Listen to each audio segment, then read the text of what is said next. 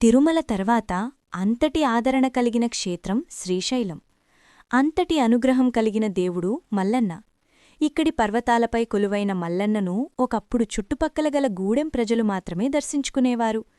ఈ రోజున వివిధ దేశాల భక్తులు వచ్చి స్వామివారి దర్శనం చేసుకుంటూ ఉంటారు. మల్లన్న నిలయమైన శ్రీశైలం సిద్ధక్షేత్రం. ఆరోగ్యానికి సంబంధించిన అనేక ఔషధ గుణాలు కలిగిన మొక్కలు ఇక్కడి అరణ్యంలో కనిపిస్తూ ఉంటాయి. అలాగే ప్రాచీన కాలంనాటి ఆలయాలు కూడా ఇక్కడ పూజలు అందుకుంటూ ఉండటం విశేషం.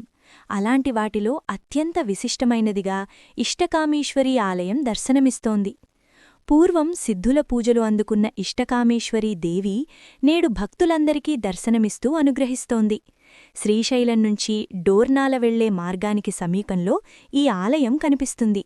దట్టమైన అడవిలో కష్టతరమైన ప్రయాణం చేసి అమ్మవారి ఆలయానికి చేరుకోవలసి ఉంటుంది.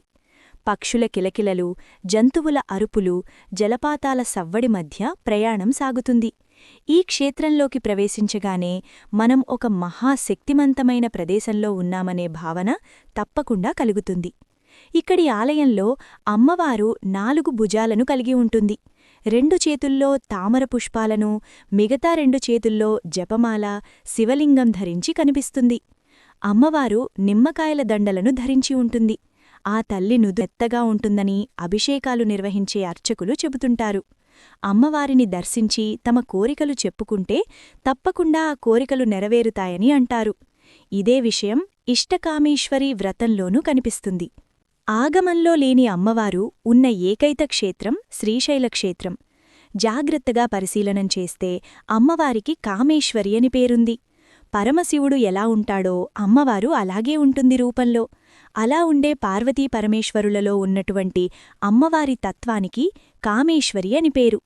కాని భారతదేశం మొత్తం మీద ఇష్టకామేశ్వరి అన్న మాట లేదు. ఆ మాటతో మూర్తి లేదు. ఒక్క శ్రీశైలంలోనే ఇష్టకామేశ్వరి ఉంది. ఆవిడను దర్శనం చేయడమంత తేలికైన విషయం కాదు. ఏ కారూ వెళ్లదు. శ్రీశైల క్షేత్రంలో ఉన్న కొన్ని జీపులు మాత్రం వెళతాయి. అది కూడా గుండె దిటవు ఉన్నవాళ్లైతేనే వెళ్లగలరు.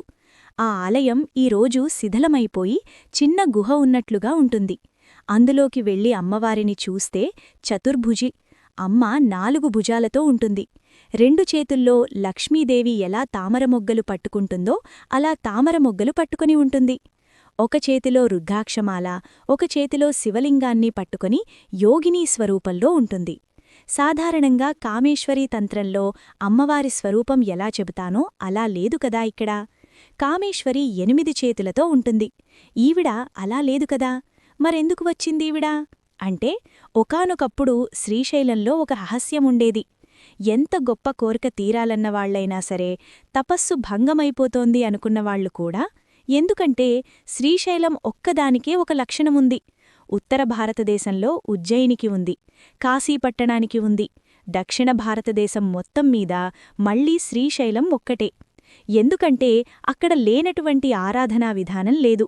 అక్కడ కాపాలికుల దగ్గరనుంచి ఇప్పటికీ శ్రీశైలం లోపల ఉన్న గుహలలోకి ధైర్యంగా వెళ్లి దర్శనాలు చేయగలిగితే కాపాలికులు ఇక్కడ పూజలు చేసేవారనడానికి ప్రబల సాక్ష్యాలు దొరుకుతాయి. కాపాలికులు నరబలి కూడా ఇస్తారు. అటువంటి కాపాలిక స్పర్శ కూడా క్షేత్రానికి ఉంది. అంతేకాదు అక్కడ స్పర్శవేది చేత ఒకప్పుడు సిద్ధ నాగార్జునుడు శ్రీశైలం కొండనంతటినీ కూడా బంగారం కొండగా మార్చే ప్రయత్నం చేశాడు. ఆయనే మూలికల మూట తెచ్చి త్రిఫల వృక్షం క్రింద పెట్టాడు. అటువంటి గొప్ప గొప్ప ఓషధులన్నీ శ్రీశైల పర్వతం మీద ఉన్నాయి. అటువంటి శ్రీశైలంలో ఆ తల్లి దగ్గరకు వెళ్లి కోరుకుంటే ఆ తల్లి తీర్చని కోరికే అన్నది లేదు. నీకు ఏది ఇష్టమో అదిస్తుంది. అందుకు ఇష్టకామేశ్వరి. భారతదేశం మొత్తం మీద ఇక ఆ రూపం లేదు. ఒక్క శ్రీశైలంలోనే ఉంది. ఇంకొక పెద్ద రహస్యమేమిటంటే పరమ భాగవతోత్తములైనటువంటి వాళ్లు వెళ్లి అమ్మవారికి బొట్టు పెడితే మెత్తగా మనిషి నుదురు ఎలా తగులుతుందో అలా తగులుతుంది ఆవిడ నుదురు. విగ్రహమా మానవకాంతా అనిపిస్తుంది. ప్రక్కనే శివాలయం ఉండేది. కాని ధూర్తులు శివలింగాన్ని కూడా పెలగించేశారు. ఆ ప్రదేశంలో ఇప్పటికీ పెద్ద గొయ్యి ఉంటుంది. అక్కడుండేదంతా చెంచులే. అక్కడికి వెళ్లి కాసేపు కళ్ళు మూసుకుని కూర్చుంటే సెలయేళ్ల ప్రవాహంచేత ధ్యానమునకు అత్యంత యోగ్యమైనదిగా ఉంటుంది. కాపాలికుల దగ్గర్నుంచి సాక్షాత్తు శ్రీశంకరుల వరకు ఎన్ని సంప్రదాయాలున్నాయో శైవంలో అన్ని సంప్రదాయాలు శ్రీశైలానికి చేరి శ్రీశైల మల్లికార్జునుణ్ణి పూజించినవే. ఈ వీడియో మీకు నచ్చిందా? అయితే ఈ వీడియోని లైక్ చేసి మీ ఫ్రెండ్స్ అండ్ ఫ్యామిలీతో షేర్ చేసుకోండి. ఇలాంటి మరిన్ని మంచి మంచి వీడియోస్ కావాలి అనుకుంటే మా ఛానల్ని సబ్స్క్రైబ్ చేసి మమ్మల్ని ఎంకరేజ్ చేయండి. మరి మరొక వీడియోలో మరొక ఆసక్తికరమైన అంశంతో మళ్ళీ కలుద్దాం. అంతవరకు సెలవు.